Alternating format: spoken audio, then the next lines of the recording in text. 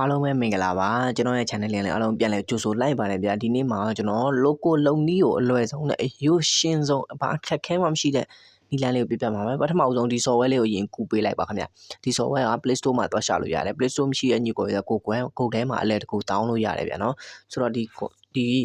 software လေးကိုရင်ဝင်ပေးလိုက်ပါဘာမှလုပ်စရာမလိုဘာ file မှလည်းချိန်စရာမလိုပါဘူးဗျာဒီ software လေးဝင်ပေးလိုက်ပါပြီးရင်ဒီမှာအကြောင်း၄ချောင်းပေါ်လာလိမ့်မယ်အကြောင်း၄ချောင်းမှာပထမဦးဆုံးနံပါတ်1အကြောင်းကိုနှိပ်ပေးလိုက်ပါကြော်ညာကတော့ဝင်မှာဖြစ်ပါတယ်ကြော်ညာကိုကြော်လို့ရပါတယ်ခင်ဗျ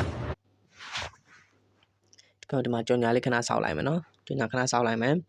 ပြီးရင်ကြော်ညာကိုကျွန်တော်တို့ဖြတ်လိုက်မယ်ဖြတ်ပြီးလို့ရှိရင်ဒီမှာကိုကြိုက်တဲ့ logo တစ်စိပ်ပုံစံအများကြီးပြရွေးလို့ရတယ်နော်အများကြီးဆိုအများကြီးပဲကိုကြိုက်တဲ့ပုံစံမျိုးတွေရွေးကြိုက်တဲ့လောက်ရွေးကြိုက်တဲ့ဟာထည့်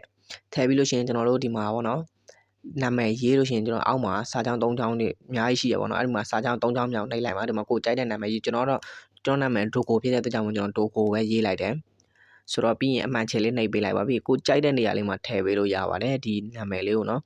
ထည့်ပေးလို့ရပါတယ်ပြီးလို့ရှိရင်ကျွန်တော်ဒီမှာရွေးလို့ရတယ်ဗျာဒီမှာအလှလေးတွေရှိရနော် 3D လည်းရှိရနော်အလှလေးတွေရှိတယ်ဆိုတော့ပြီးရင်ကျွန်တော်ဒီမှာအပေါ်မှာရှိတဲ့ဟာတွေကိုအကုန်လုံးကျွန်တော်တို့ pro ကြိုက်တဲ့ဟာတွေလိုက်ထည့်ပါ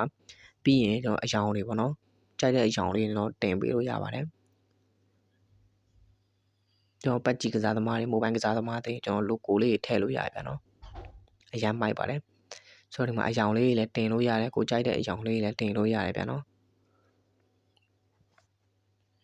ဆိုတော့ဒီနေ့ဗီဒီယိုကဒီလောက်ပါပဲကျွန်တော်နောက်ဗီဒီယိုတွေမှာပြန်ပြီးတော့တွေ့ရအောင်ဗျကျွန်တော် channel လေးကိုလည်း subscribe လေးလုပ်ပြီးတောင်းဆိုချင်ပါတယ်အားလုံးပဲနောက်ဗီဒီယိုမှာပြန်တွေ့ပါမယ်အားလုံးပဲ